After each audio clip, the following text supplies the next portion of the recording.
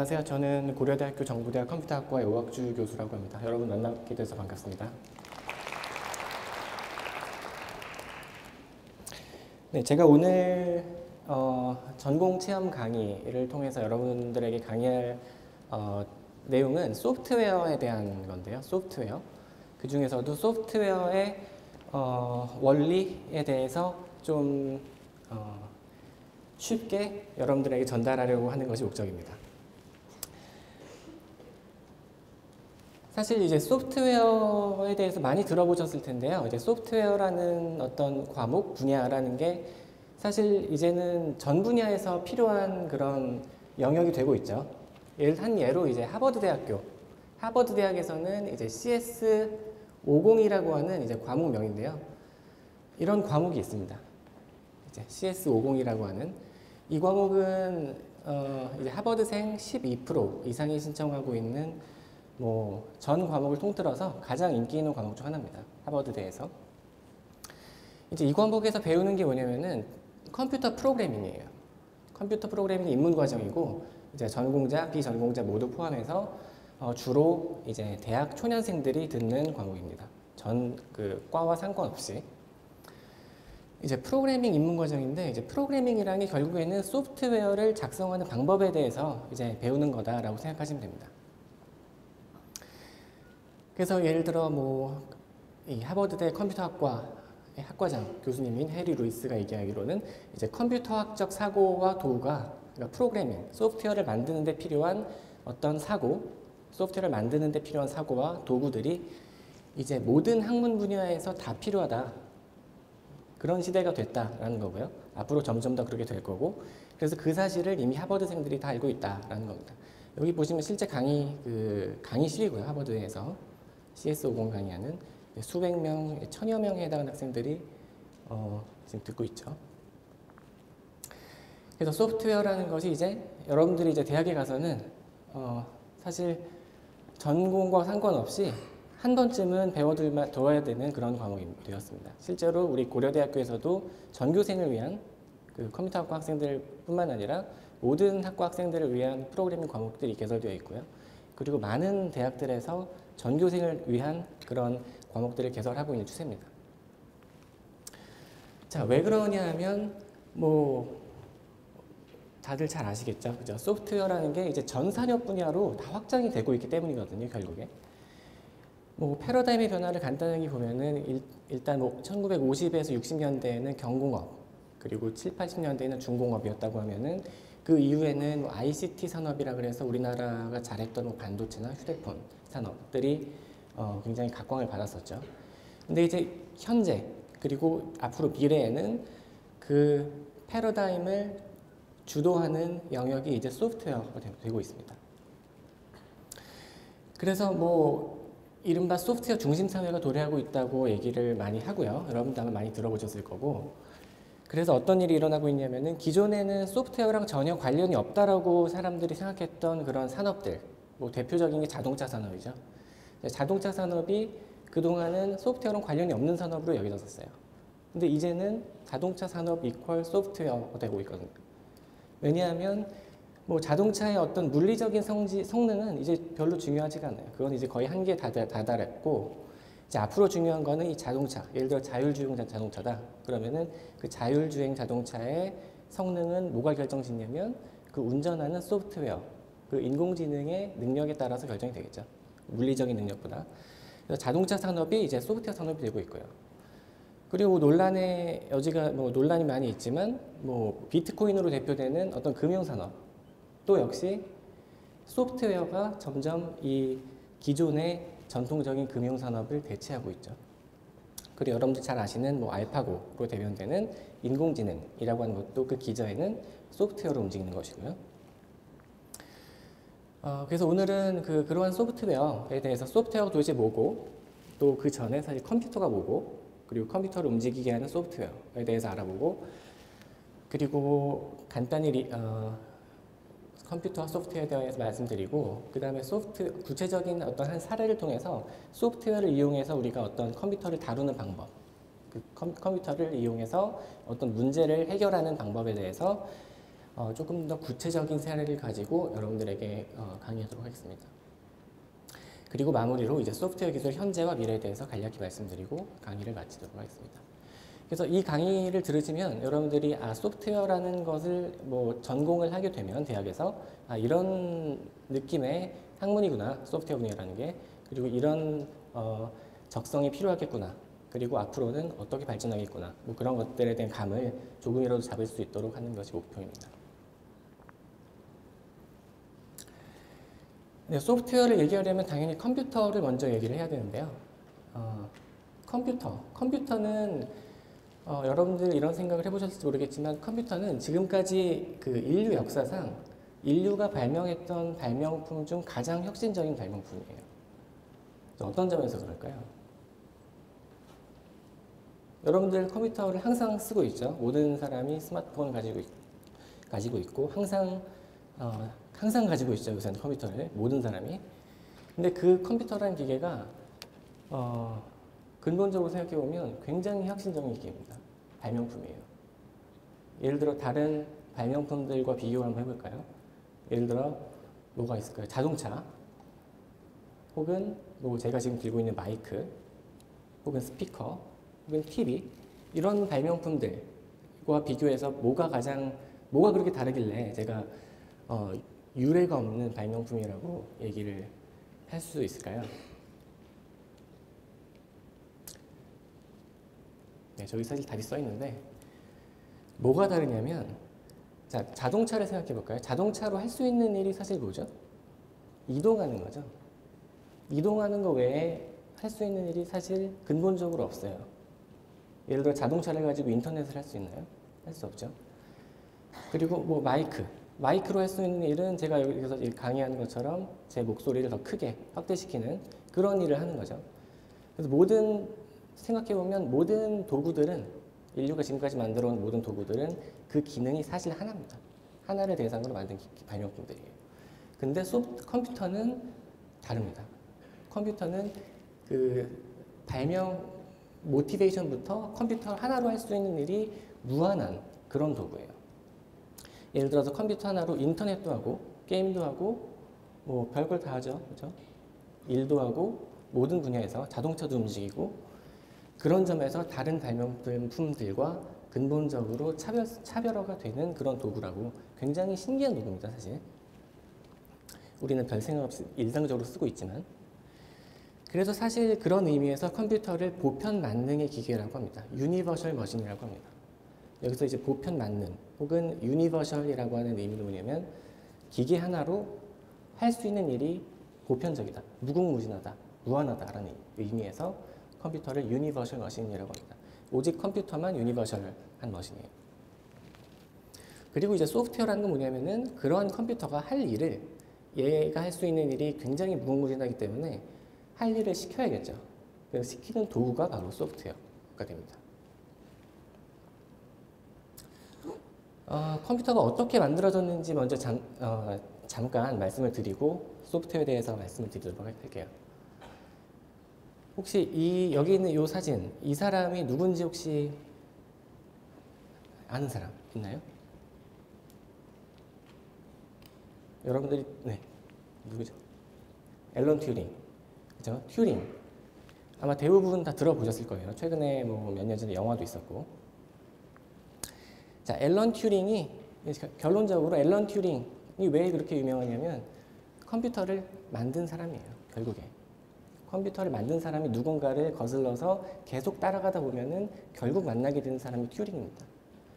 자, 어떤 점에서 그러냐면 튜링이라고 하는 튜링이 앞에서 제가 말씀드렸던 이 유니버셜 머신이라고 하는 개념을 만들었어요. 그런 의미에서 튜링이 컴퓨터를 발명한 사람이다라고 할 수 있습니다.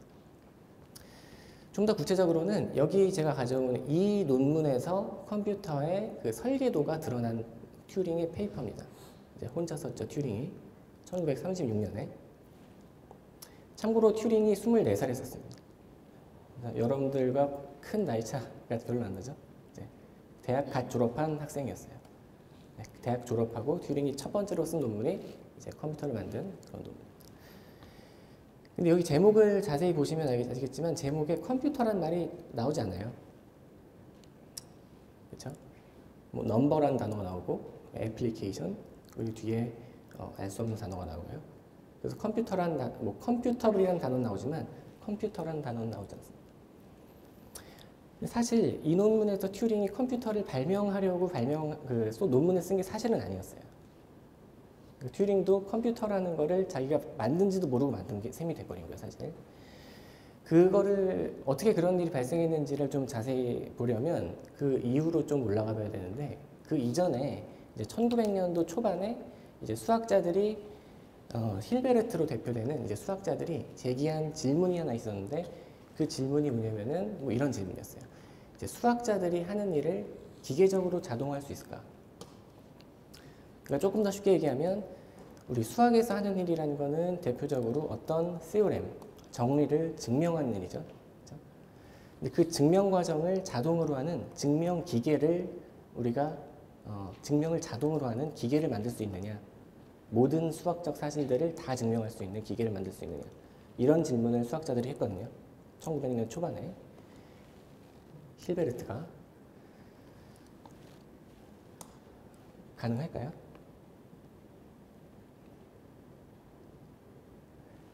이걸 왜 하고 싶었냐면 힐베르트도 수학자였어요.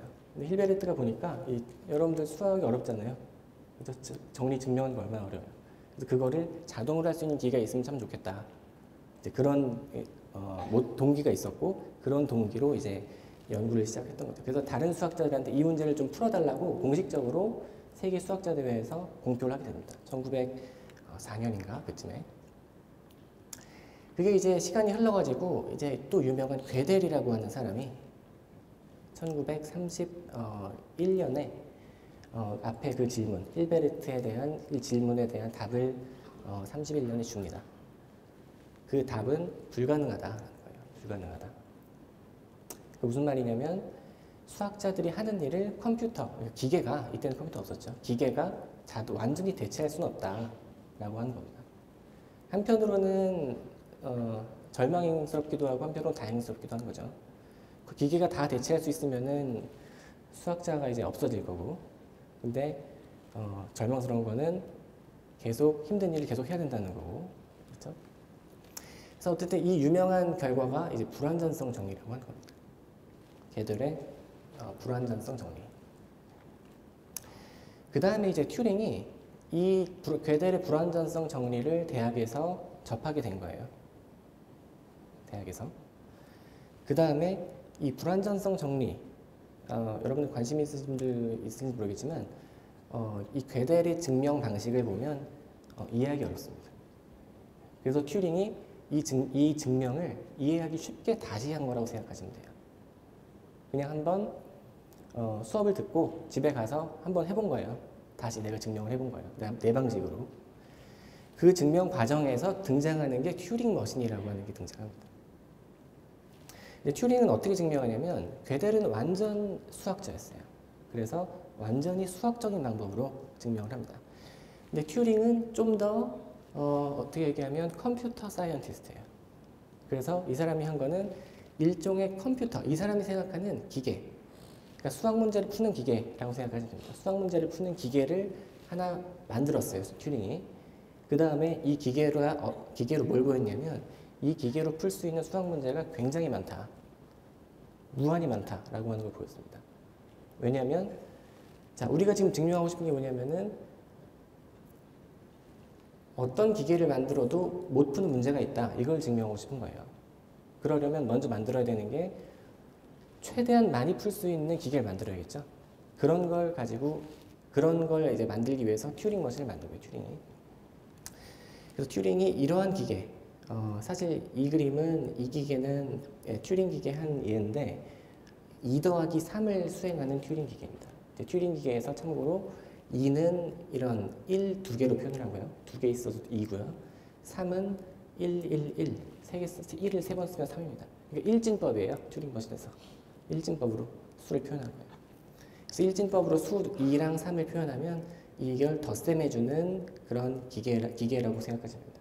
그래서 이런 게 이제 튜링 기계인데, 이제 튜링이 이 튜링 기계로 할 수 있는 일이 어디까지 할 수 있다라고 보였냐면 다른 튜링 기계를 입력으로 받아서 그 튜링 기계가 하는 일을 시뮬레이션 할 수 있다는 것까지 보여요. 그리고 그러한 튜링 기계를 여기서 이제 궁극의 기계라 그랬는데 유니버셜 튜링 머신이라고 이름을 짓습니다. 유니버셜 머신. 그러니까 그게 무슨 말이냐면, 자, 다른 튜링 머신을 입력으로 받는다는 게 무슨 말이냐면, 다른 입력으로 받은 튜링 머신이 소프트웨어예요. 그리고 그 소프트웨어를 실행하는 튜링 머신이 유니버셜 머신이에요. 그래서 뭐 자세히 지금 제가 얘기할 수는 없지만 이 유니버셜 튜링 머신이라고 하는 이 아이디어가 우리가 현재 사용하고 있는 컴퓨터의 동작 원리를 처음으로 발견한 그런 기계다라고 생각하시면 됩니다. 그 다음에 이제 튜링이 한 게 이렇게 파워풀한 기계로 할 수 없는 일이 근본적으로 존재한다라는 걸 보임으로써 앞에서 이 불완전성 원리를 다 증명하게 된 겁니다. 어쨌든 좀 아이러니하죠, 그죠? 그래서 컴퓨터라는 분야가 수학에서 나온 거예요. 수학에서 어떤 그 불완전성 정리를 증명하려다 보니까 컴퓨터라고 한 튜링 머신이라고 한 개념이 나왔습니다. 그것이 이제 지금까지 발전해가지고 여러분들이 핸드폰으로 지금 갖고 있는 그 컴퓨터가 된 겁니다. 이제 참고로 이제 컴퓨터라는 게 있고 그 컴퓨터를 이제 돌리기 위해서 들어간 소프트웨어가 있는데 소프트웨어는 프로그래밍 언어로 작성하거든요. 근데 이 프로그래밍 언어도 사실은 그 gödel의 불완전성 정리를 다른 방식으로 증명하려는 시도에서 나왔습니다. 이제 컴퓨터가 먼저 발명되고 그 컴퓨터를 사용하기 위해서 프로그래밍 언어가 만들어졌다기보다는 또 사실은 더 놀라운 거는 이 프로그래밍 언어가 컴퓨터보다 먼저 나왔어요. 사실. 뭐 역사적으로 그렇고요. 그래서 오늘 사실 제가 주로 말씀드리려고 하는 거는, 강의하려고 하는 거는 그러한 소프트웨어를 만드는 방법에 대해서 좀 여러분들이 감을 잡도록 하려고 하는 게 목표입니다. 그래서 컴퓨터를 다루기 위해서는 이제 컴퓨터를 다룬다는 거는 컴퓨터로 어떤 문제를 푼다는 얘기고요. 이제 컴퓨터로 문제를 풀려면은 풀이 방법을 컴퓨터에게 일일이 다 알려줘야겠죠. 그리고 그 풀이자 방법을 담은 그 문서를 소프트웨어라고 합니다. 그리고 그 문서를 작성하는 언어가 프로그래밍 언어고요. 그래서 소프트웨어 작성하기라고 했는데 크게 두 단계를 따라서 소프트웨어를 작성하게 됩니다. 첫 번째는 문제 푸는 방법, 즉 알고리즘이라고 얘기를 하고요. 알고리즘을 고안을 해야 돼요.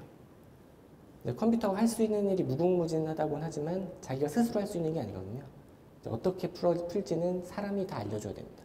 그것을 알고리즘이라고 하고요. 그래서 여러분들이 컴퓨터를 이용해서 어떤 문제를 풀고 싶다, 그러면 첫 번째로 해야 될 일이 알고리즘을 만들어야 됩니다. 그 다음에는 그 알고리즘을 이제 프로그래밍 언어로 구현을 하는 단계를 밟아야 돼요. 그렇게 되면 이제 비로소 컴퓨터가 여러분들이 작성한 소프트웨어를 가지고 여러분 대신 일을 할 수 있게 됩니다. 그러니까 앞에서 말씀드린 그 하버드 CS50에서 주로 배우는 그 교육 과정이 이 소프트웨어를 작성하는 이 두 단계라고 생각하시면 됩니다. 그래서 그거를 오늘 예를 하나 통해서 여러분들에게 전달을 해드리려고 하는 거고요. 그래서 컴퓨터로 이런 문제를 한번 풀어봅시다. 구체적으로. 예를 들어 어떤 문제냐면 정렬하는 문제예요.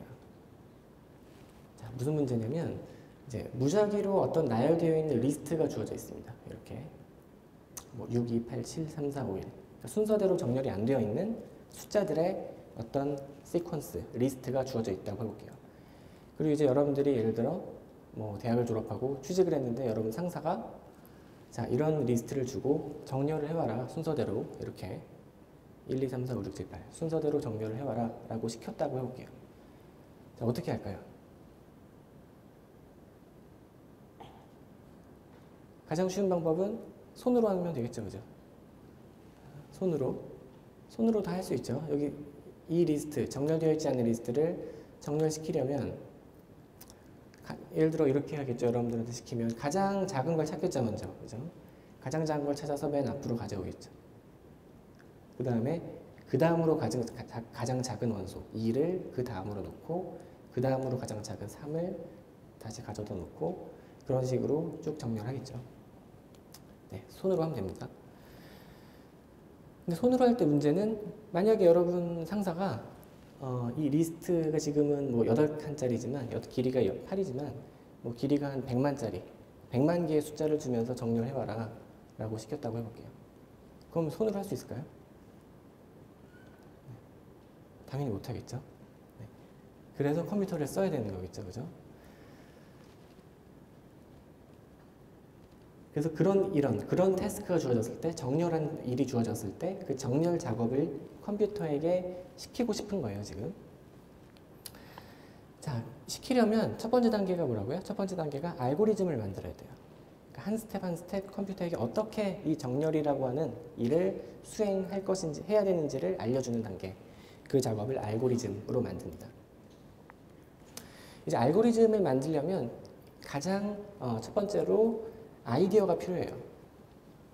그러니까 정렬이라고 하는 문제를 이런 아이디어로 풀 수가 있겠구나 라고 하는 대략적인 아이디어가 있어야 됩니다. 아이디어가 없으면 문제를 풀 수 없겠죠. 자, 제가 생각한 아이디어는 이런 겁니다. 방금 말씀드린 아이디어인데, 자, 어떻게 이제 이 정렬이라고 하는 문제를 기계적으로 풀 수 있을 거냐면, 자, 이런 스텝을 따라서 풀어볼게요. 일단 가장 작은 수, 리스트에서 62873451이 주어졌을 때 이 리스트 숫자 중 가장 작은 수를 1이죠. 를 찾아가지고 걔를 리스트의 가장 첫 번째 원소로 바꿉니다. 그렇죠? 6과 1을 바꿔요. 이게 끝이 아니죠. 그 다음에는 그 다음으로 가장 작은 수를 찾아서 둘째 칸하고 교환을 해볼게요. 그렇죠? 이 두 번째 라인에서 이 1 다음에 나오는 숫자들 중에서 가장 작은 수는 2죠. 근데 2를 이제 둘째 칸이랑 바꾸는 거예요. 근데 이 경우는 2가 둘째 칸에 있으니까 바꾸지 않는 거고요. 그 다음에는 이제 이 이후에 등장하는 숫자 중에서 가장 작은 이 3을 세 번째 자리로 가져오는 거예요.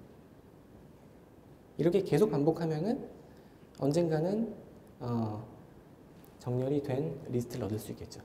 그죠? 이런 거를 이제 러프하지만 알고리즘이라고 합니다.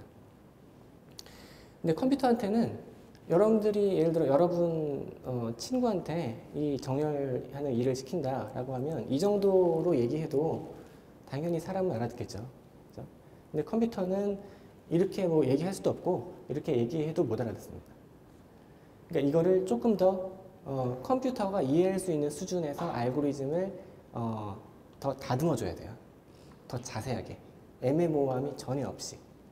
그래서 예를 들어 앞에 아이디어를 이런 식으로 조금 더 구체적으로 한번 써보겠습니다. 그러니까 컴퓨터가 이해할 수 있는 수준에서 표현을 하고 싶은 거예요. 자, 컴퓨터가 이해할 수 있는 수준은 어떤 거냐면은 대충 이런 느낌이에요. 예를 들어서 자, 첫 번째로 자, 어떤 i라는 i를 0이라고 하자. 컴퓨터한테 알려주는 거예요. 자, 여기서 i가 의미하는 게 뭐냐면 현재 앞에서 우리 아이디어를 살펴보면 우리 알고리즘을 살펴보면 어떤 비슷한 패턴의 일을 계속 반복하고 있죠. 그렇죠? 뭔가 이 스텝별로 스텝 바이 스텝으로 어떤 일을 수행하는데 사실 이 첫 번째로 한 일이나 두 번째로 한 일이 비슷한 일이에요. 뭔가를 작은 걸 찾아서 바꾸는. 여기서 i가 0이라고 하는 거는 그러한 일을 한 번도 아직 안 했다라고 컴퓨터한테 알려주는 겁니다. 그러니까 i라고 하는 거는 그 가장 작은 한 줄 한 줄을 수행한 횟수를 의미하는 거예요. 그래서 아직은 한 번도 안 한 거고요. 자, 그러면 몇 번을 반복해야 될까요? 앞에서 이 작업을.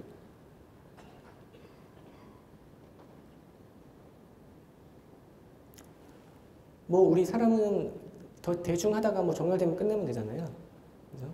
근데 컴퓨터는 이렇게 그렇게 알려줄 수는 없고 정확히 몇 번을 해라 하면 끝난다라고 알려줘야 돼요.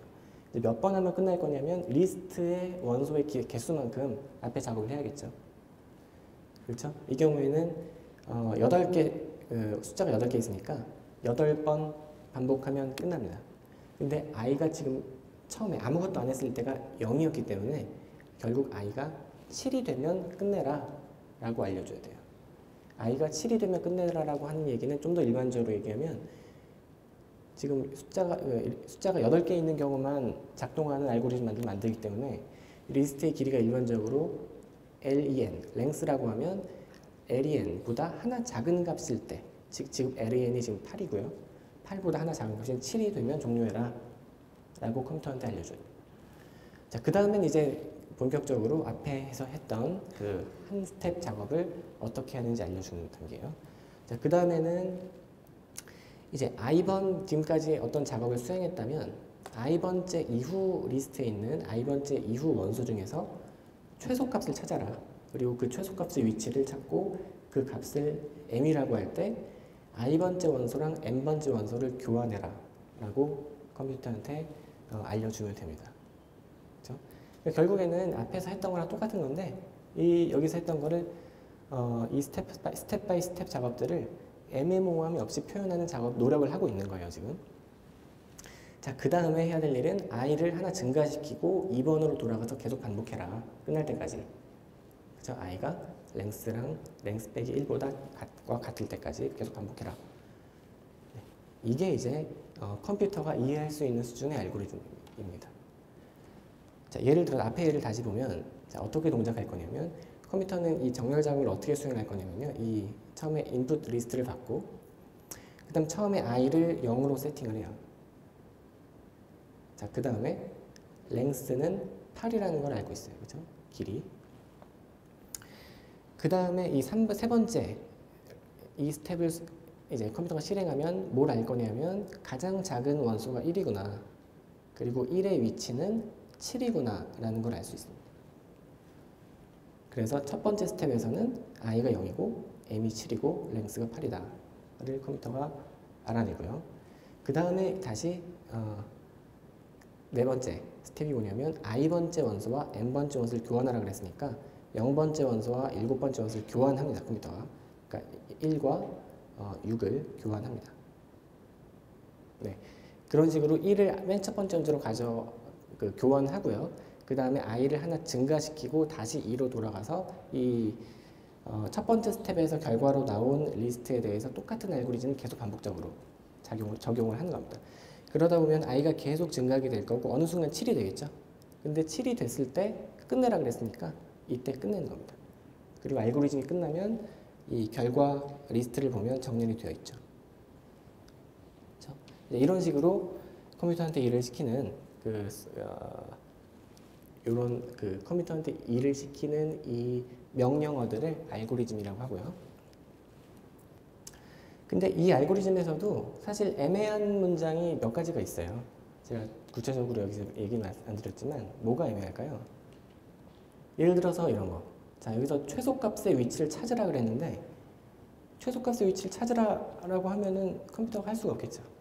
최소값을 찾는 방법을 또 알려줘야 돼요. 그렇죠? 그리고 또 뭐가 있을까요? 애매한 부분.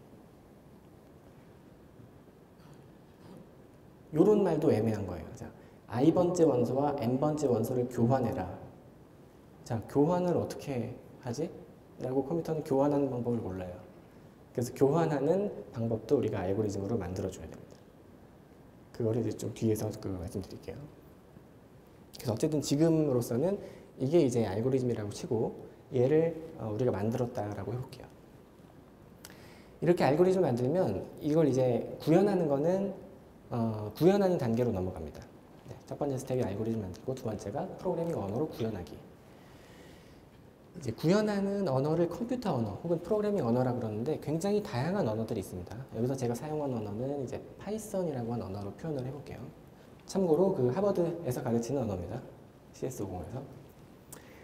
자, 이 알고리즘의 이름을 솔트라고 할게요. 정렬. 그리고 이 알고리즘은 어떤 리스트 A를 받아서 이 리스트 A의 원소들을 정렬시켜서 정렬된 리스트를 아웃풋으로 내놓는 그런 알고리즘이다 라는 의미입니다. 자세히는 물론 돼요. 자, 앞에서 이 알고리즘을 그대로 파이썬이라는 언어로 옮긴 것 뿐이에요. 자, 처음에 i가 0이다. 똑같죠? 자, 그 다음에 i가 리스트의 길이보다 하나 작은 값이면 종료한다. 이 얘기를 이제 프로그래밍 언어로 이렇게 표현하는 거예요. i가 a의 길이보다 하나 작은 값이면 브레이크가 끝낸다라는 의미입니다. 자, 그러면서 그 다음으로 해야 될 스텝은 i번째 원소 중에서 i번째 이후 원소 중에서 최소값의 위치를 찾고 그 값을 m이라고 하자. 이 값을 어떻게 알려줬냐면 표현했냐면 자, 자, find min이라고 하는 어떤 명령어를 이용해 가지고 자, A에 등장하는 i번째 이후에 원소 중에서 가장 작은 값을 찾아주는 알고리즘이라고 합시다. 얘를. 그러면 그게 리턴하는 게 m. 자, 그 다음에 해야 될 거는 이제 i번째 원소랑 n번째 원소를 교환하는 거죠. 그 교환하는 것을 교환하는 알고리즘을 스왑이라고 합시다. A에서 i번째 원소와 n번째 원소를 교환한다. 그 다음에 i를 하나 증가시키고 두 번째 라인으로 돌아간다 라고 하는 게 이 while이라고 하는 명령어가 계속 반복한다는 의미예요. 그래서 모든 거 디테일을 이해하실 필요는 없지만 앞에 우리가 만들었던 알고리즘이 거의 1대1로 랭귀지로 프로그래밍 언어로 구현할 수 있다는 것을 보실 수 있을 거예요. 그래서 이게 이제 우리가 첫 번째로 만든 소프트웨어입니다. 근데 제가 이 알고리즘에서 애매하다고 표현했던 두 가지가 있었죠. 이 최소값을 찾아라 라고 하는 것과 그리고 두 원소를 바꿔라 라고 하는 원소 알고리즘. 이 두 개는 제가 그냥 있다라고 할게요. 궁금하신 분들은 그 제 슬라이드에 나와 있으니까 혹시 읽어보시면 됩니다. 네. 그래서 이 find min 얘가 이제 최소값을 찾아주는 알고리즘이고요. 그리고 이 swap이라고 하는 함수라고도 하는데 이 알고리즘이 i번째 원소와 j번째 원소를 바꿔주는 그런 알고리즘을 파이썬 언어로 구현을 한 겁니다. 그래서 이렇게 세 가지 알고리즘을 우리가 랭귀지로 파이썬으로 작성해서 파일로 만들어서 주면은 컴퓨터가 얘를 이제 실행을 해줍니다. 이제 각 프로그래밍 언어마다 실행기라는 게 있어요. 인터프리터라고 하는.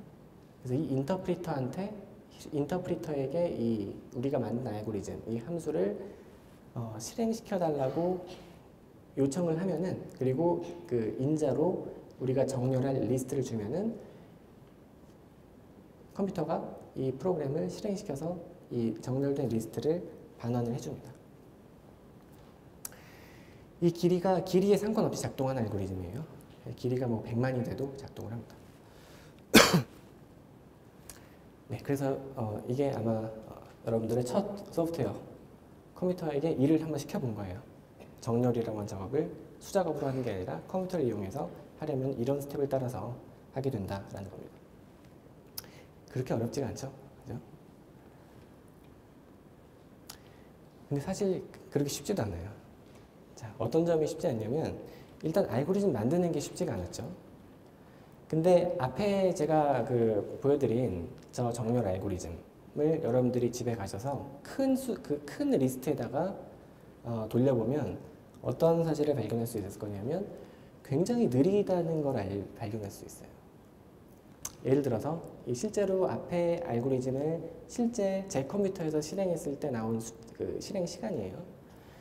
이제 리스트 길이가 한 100개 숫자를 정렬하거나 1000개를 정렬하거나 10,000개를 이 정도는 기다릴 수 있는 시간이 끝납니다. 근데 한 10만 정도 되거나 10만이 되면 한 10분 정도가 걸려요. 500초. 그리고 100만이 되면 기다릴 수 없을 정도의 시간이 걸려도 끝나지 않게 됩니다. 이제 그런 문제가 사실 있어요. 앞에 우리 작성한 소프트웨어에.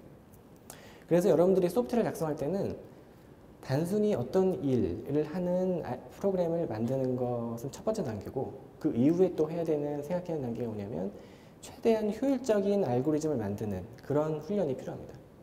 이제 그런 것들을 이제 여러분들이 소프트웨어를 전공하면 배우게 되는 것들이고 앞에서 CS50 같은 프로그래밍 수업을 들으면 이제 그런 사고를 배우게 됩니다. 그래서 컴퓨터를 어떻게 효율적으로 활용할 것인가. 그리고 두 번째는 아무리 효율적인 소프트웨어를 만들더라도 이 알고리즘을 갖고 있어도 그것을 올바르게 구현을 할 수 있는 능력이 있어야 돼요. 그러니까 예를 들어서 굉장히 단순해 보이는 프로그램이죠. 그죠? 근데 사실 저도 이거를 한 번에 이렇게 쳐서 성공한 게 아니에요. 실수를 여기저기서 했습니다. 사실 이 작은 소프트웨어를 만드는데 심지어 저도. 자, 예를 들어서 어떤 곳에서 실수할 수 있냐면 예를 들어서 이런 실수를 했다고 합시다. 빼기를 내가 생략했다 라든가 아니면 이 find min 이 알고리즘 만드는데 뭔가 실수를 했다 라든가 혹은 i가 0부터 시작해야 되는데 1부터 내가 실수로 잘못했다 라든가 이 경우는 굉장히 트리비얼한 실수처럼 보이지만 현대 소프트웨어들이 이 몇 줄, 여기서는 한 10줄도 안 되지만 여러분 핸드폰에 들어간 소프트웨어는 수백만 줄, 수천만 라인이에요. 그런 소프트웨어를 만들다 보면은 내가 아무리 좋은 알고리즘을 갖고 있어도 그것을 정확하게 언어로 구현하는 것이 굉장히 어려운 일입니다. 그리고 실제로 그 구현의 문제 때문에 여러 가지 문제들이 발생을 해요. 전문가들도 예를 들어 한 예로 어떤 일이 있었냐면 예전에 그 미국 나사에서 미 우주국이죠. 미 우주국에서 화성에 화성 탐사선을 보낸 일이 있었죠. 한 번이 아니죠. 여러 번 보냈죠. 근데 초기에 어떤 일이 있었냐면 화성 탐사선을 열심히 수년 동안 만들어서 화성에 보냈어요. 근데 화성에 한 250일 정도 걸려서 도착을 잘 했습니다. 근데 화성에 도착하고 나서 화성에 착륙하는 그 단계에서 착륙을 제어하는 소프트웨어에 사소한 오류가 있었어요. 그래서 착륙하다가 그 화성 탐사선을 잃어버렸던. 그러니까 모든 걸 다 했는데 정작 가장 마지막 단계에서 정말 사소한 소프트웨어 오류, 제가 방금 말씀드린 뭐 빼기 1을 빼기 0으로 했다던가 이런 정도의 실수로 발생했던 오류였어요. 그래서 우리가 좋은 소프트웨어를 작성하려면은 크게 이렇게 두 가지 이슈가 있다라고 하는 거예요. 첫 번째는 효율적인 알고리즘을 만들 수 있는 능력, 그리고 그 알고리즘을 정확하게 구현할 수 있는 능력. 이제 이런 것들을 익히는 것이 이제 컴퓨터과 혹은 소프트웨어를 전공하면서 여러분들이 공부하게 되는 가장 기본적인 능력 중 하나입니다. 좀 감이 오시나요? 너무 좀 어려운가요? 그리고 이제 네, 그런 것들을 배우는 거고요. 이제 소프트웨어를 전공하면 주어진 문제를 더 잘 푸는 방법이 없을까? 예를 들어 앞에서 했던 정렬 문제를 더 효율적으로 하는 방법이 없을까? 그리고 더 나아가서 컴퓨터로 효율적으로 풀 수 있는 문제는 뭐가 있고 풀 수 없는 문제는 뭐가 있을까? 그리고 또 더 나아가서 컴퓨터로 아예 풀 수 없는 문제가 있고 효율성을 떠나서요. 풀 수 있는 문제가 있고 없는 문제가 있고 어떤 문제가 풀 수 있고 어떤 문제는 컴퓨터로 할 수 없는 문제고 그런 것들을 이제 배우게 됩니다. 그리고 두 번째로 믿을 만한 소프트웨어를 어떻게 잘 만들 수 있을까? 이제 그런 것들을 배우게 되고요. 첫 번째 것부터 잠깐 말씀을 드리면 이제 정렬하는 알고리즘이 한계만 있는 게 아니에요. 우리가 방금 같이 만들어 본 알고리즘은 선택 정렬이라고 하는 특정 정렬 알고리즘입니다. 그거 말고 이제 퀵 정렬이라고 하는 굉장히 빠른 정렬 알고리즘이 있어요. 여러분들 좀 어려워하시니까 이제 좀 생략하고 이제 얼마나 빠른지만 보여드릴게요. 자, 알고리즘을 여러분들이 열심히 궁리해서 좋은 알고리즘을 만들면 얼마나 효과가 있는지 한번 보면 자, 퀵 정렬 알고리즘을 이용해서 10만 개의 리스트, 정렬이 안 되어 있는 리스트를 정렬할 때 0.4초면 가능합니다. 아까는 10분 걸리던 게 알고리즘만 조금 더 생각을 잘해가지고 하면 문제를 더 잘 풀면 10분 걸려야 되는 거를 0.4초. 그리고 100만 라인인 경우에는 앞에 알고리즘으로는 불가능하거든요. 그런 걸 이제 할 수 있게 됩니다. 그래서 첫 번째 포인트는 같은 문제가 주어져도 그 문제를 해결할 수 있는 방법이 여러 가지가 있고 여러분들이 여러 가지 알고리즘을 알고 있으면 더 효율적으로 풀 수 있다. 이제 그런 것들을 배우게 되고 자, 근데 컴퓨터 과학에서 아직 우리가 못 밝혀낸 문제들이 뭐가 있냐면 자, 이런 문제는 아직까지 아무도 효율적으로 푸는 방법을 몰라요. 예를 들어 어떤 문제냐면 어떤 그래프가 있을 때 이 그래프의 모든 꼭지점을 한 번씩 다 방문하면서 모든 꼭지점을 다 방문하는 오직 한 번씩만 정확하게 방문하면서 모든 노드들을 방문하는 그런 패스를 찾는 그런 길을 찾는 길찾기 문제입니다. 실생활에서 많이 쓰이는 알고리즘이겠죠. 예를 들어서 택배 회사에서 이런 알고리즘 만들고 싶어요. 자, 여러분들이 어떤 물건을 배달해야 된다라고 해봅시다. 그리고 배송해야 될 집들이 이렇게 지역별로 퍼져 있어요. 자, 그럴 때 이 모든 집들을 다 갔다 와야겠죠. 그죠? 그리고 갔던 집은 다시 가고 싶지 않겠죠, 당연히. 그런 패스가 존재하는가? 그런 문제예요. 굉장히 실용적인 문제입니다. 근데 이 문제는 컴퓨터로 효율적으로 풀 수 있는 방법이 아직 아무도 모르는 문제입니다. 그리고 그 방법이 존재하는지 존재하지 않는지도 아직 몰라요. 그래서 그런 문제들이 있다라는 겁니다. 예를 들어서 또 다른 예로는 뭐 소인수 분해라든가 체스 혹은 뭐 알파고 때문에 더 유행하게 된 바둑. 바둑이라고 하는 문제도 컴퓨터가 풀 수 있는 문제예요. 그렇지만 효율적으로 풀 수 없는 문제입니다. 아직까지는. 자, 그러면 또 우리가 질문할 수 있는 게, 자, 그러면은 컴퓨터로 풀 수 있는 문제가 그 모든 문제를 컴퓨터가 풀 수 있느냐라는 질문을 또 해볼 수가 있겠죠. 다시 여러분들이 이제 취직해서 여러분 상사가 어떤 일을 시켰어요. 뭐 예를 들어서 이런 일을 시켰다고 해봅시다. 자, 어떤 소프트웨어를 만들어 오라고 시켰어요. 어떤 소프트웨어냐면 다른 소프트웨어를 받아서 그 소프트웨어가 끝나는지 안 끝나는지를 알아내는 프로그램을 만들어 와라. 이런 임무를 여러분들이 맡았다고 해봅시다. 자, 이런 일은 절대 못 풀어요. 네, 왜 그런지는 제가 여기서 얘기하기는 좀 그렇지만 이런 종류의 문제들, 멈춤 문제, 홀팅 프로블럼이라고 그러는데 이런 문제는 컴퓨터로 못 푼다는 게 이미 증명되어 있습니다. 그래서 우리가 소프트웨어를 공부하면 최소한 어떤 문제들이 컴퓨터로 할 수 있는 것이며 어떤 거는 못하는 것인지에 대한 감이 있어야겠죠. 이제 그런 것들을 공부하게 될 거예요. 그리고 참고로 말씀드리면 재밌는 거는 컴퓨터로 못 푸는 문제가 사실 더 많아요. 컴퓨터로 풀 수 있는 문제보다.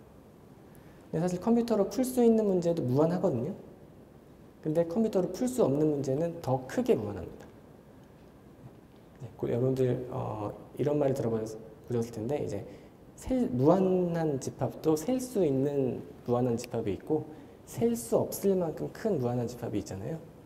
근데 컴퓨터로 못 푸는 문제는 셀 수 없을 만큼 무한하고요. 컴퓨터로 풀 수 있는 문제는 셀 수 있을 만큼만 무한합니다. 그래서 사실 못 푸는 문제가 절망적이게도 훨씬 많다. 제대로 못 푸는 게. 그래서 여기까지가 이제 우리가 소프트웨어를 작성할 때 염두에 둬야 되는 어떤 그 소프트웨어를 작성하는 알고리즘을 만들어야 되는데 그 알고리즘을 어떻게 효율적으로 만들 수 있을 것인가. 그리고 그 문제를 푸는 알고리즘이 존재하기는 하는 것인가에 대한 그런 분야에 대한 소개를 해드렸고, 이제 두 번째가 뭐라고요? 알고리즘이 있으면은 그 알고리즘을 정확하게 구현하는 거죠. 이제 그런 능력도 여러분들이 컴퓨터학과를 가게 되면 갖추게 됩니다. 우리가 이제 구현할 때는 프로그래밍 언어를 사용하게 되는데 이제 프로그래밍 언어라는 게 아주 옛날에는 이렇게 생겼던 적이 있었어요. 우리가 앞에 정렬 알고리즘을 만들면 그 정렬 알고리즘을 컴퓨터가 이해할 수 있는 언어로 번역을 해줘야 되는데 컴퓨터가 이해할 수 있는 거는 이진법이거든요. 이진법. 비트 레벨에서. 그 비트 레벨에서 이진법으로 이 카드, 펀치 카드라는 걸 이용해서 하나하나 여러분들이 그 이진법으로 표현되는 자료형들을 다 표현을 했어야 됐던 시기가 있었어요. 아주 옛날에. 자, 이 정도 레벨에서 하는 거는 거의 뭐 중노동이겠죠. 그죠? 내가 아무리 좋은 알고리즘이 있어도 컴퓨터 언어가 이 정도 수준이라면은 컴퓨터를 쓸 수가 없겠죠, 사실. 근데 옛날엔 다 이렇게 하던 시기가 있었어요, 실제로. 그래서 이게 예를 들어 앞에서 얘기했던 소팅 알고리즘을 컴퓨터 언어로, 이 언어로 표현을 한 카드 뭉치입니다. 그래서 이 카드를 가지고 가서 컴퓨터한테 실행시키면 소팅이 되는, 정렬이 되는 그런 시기가 있었고요. 근데 워낙에 불편했기 때문에 사람들이 언어를 점점 상위 레벨로 인간의 언어와 비슷해질 때까지 발전시키고 있는 거예요. 그 다음에 나온 언어가 이제 기계어라고 하는 겁니다. 어셈블리 랭귀지라고 하는. 자, 이것도 이제 정렬 알고리즘이에요. 앞에서 얘기했던 퀵 정렬 알고리즘을 기계어로 표현한 겁니다.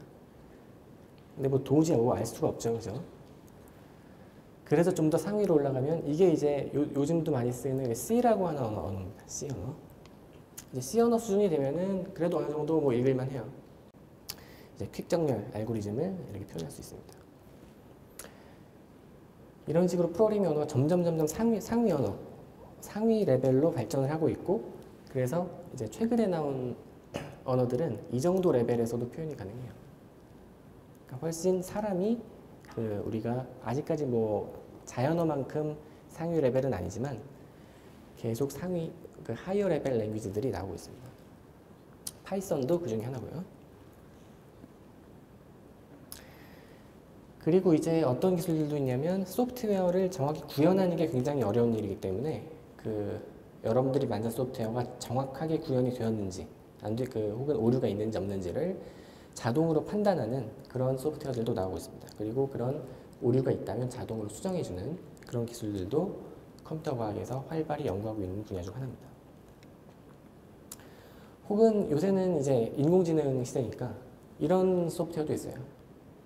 사람은 그냥 이런 예를 들어 12를 받으면 21을 리턴하고 123을 받으면 321을 내놓는 그런 소프트웨어를 만들고 싶다라고 의도, 즉 명세만 주면은 컴퓨터가 소프트웨어를 만들어주는 그런 기술도 있습니다. 그래서 제가 준비한 거는 여기까지고 마무리를 하면, 그래서 제가 좀 정리를 하면은 오늘 제가 여러 가지 얘기를 했는데 여러분들에게 전달하고 싶은 내용은 크게 한 두 가지 정도입니다. 첫 번째는 지금까지 좀 자세히 정렬이라고 하는 알고리즘을 통해서 여러분들에게 전달했듯이 어떤 컴퓨터에게 일을 시키기 위해서 우리가 알고리즘을 만들고 컴퓨터로 구현하는 작업을 하는데 여러분들이 감을 잡으셨을 거예요. 내가 이런 일과 적성이 맞겠구나 라고 느끼신 분들도 있고 적성이 도무지 안 맞겠구나 라고 생각하신 분들도 있을 거예요. 어떤 능력이 필요하냐면 어떤 능력이 필요하다고 느끼셨나요? 일단 컴퓨터가 굉장히 어떤 의미에서 멍청하기 때문에 한 스텝 한 스텝 로지컬하게 논리적으로 모든 스텝을 애매모호함 없이 우리가 다 방법을 고안해서 알려줘야 되는 게 무조건 필요합니다. 그래서 논리적인 그런 능력이 필수적이에요. 이 분야를 하려면. 그리고 대학에서 여러분들이 주로 훈련하게 되는 그런 능력도 그런 논리적인 사고력, 그게 사실 컴퓨테이셔널 싱킹이라고 하는 컴퓨터학적 사고, 우리 하버드 학생들이 공부하고 싶어 하는 그런 거라고 생각하면 됩니다. 그리고 두 번째는 논리적인 사고뿐만 아니라 굉장히 세심한 주의력, 그런 게 필요해요. 왜냐하면 알고리즘을 정확하게 구현하려면 실수가 없어야 돼요. 적어도 사람이. 그렇겠죠? 그래서 그런 능력이 필요하다. 그런 걸 이제 감을 잡을 수 있게 제가 준비를 했던 거고, 두 번째 포인트는 뭐냐면, 그런 어떤 의미에서 컴퓨터를 다루기 굉장히 어려운 거죠. 아직까지는. 그죠? 그게 왜 그러냐면 컴퓨터라는 분야가 사실은 다른 분야랑 비교했을 때 아직 굉장히 발전이 많이 되지 않은 분야이기 때문일 수가 있어요. 그러니까 무슨 말이냐면 예를 들어서 물리학이랑 한번 비교를 해보겠습니다. 물리학. 굉장히 역사가 몇 년이라고 할 수 있죠? 물리학의 역사가. 최소한 뉴턴 시대라고 뉴턴이 만들었다고 해도 그 전에 당연히 있었지만 뉴턴이 근대 물리학을 만들었다고 해도 최소 한 400년, 500년, 400년이죠. 400년이 좀 안 됐군요. 400년 정도라고 할 수 있겠죠. 근데 우리 컴퓨터 분야는 튜링이 만들었다라고 할 수 있어요. 그래서 뉴턴에 비견되는 이제 사람이 튜링이다라고 하면 컴퓨터는 기껏해야 한 100년 정도, 100년이 하지 않는데 80년, 90년 정도 되는 그런 분야입니다. 그래서 포인트는 뭐냐면, 뉴턴이 한번 물리학에서 혁명을 일으키고 아인슈타인이 한번 그 다음에 일으켰잖아요. 그래서 우리 컴퓨터 사이언스에서는 튜링이 한번 그런 일을 했었고, 그 다음에 누가 할지는 아직 나오지 않았다는 겁니다. 아직. 그만큼 아직 여러분들이 요새 워낙에 컴퓨터로 할 수 있는 일이 화려하다 보니까 이 분야가 다 끝났겠다, 내가 할 수 있는 일이 과연 있을까 라고 생각하실 수도 있겠지만 사실은 그 반대라고 할 수 있습니다. 많은 것들이 아직 밝혀지지 않는 게 대부분이고 다른 분야랑 비교해서 그 역사가 굉장히 짧은 그런 분야라고 할 수 있습니다. 네, 제 강의는 여기서 끝내도록 하고요. 혹시 질문 있으시면 남은 시간 질문 좀 받고 마치도록 하겠습니다.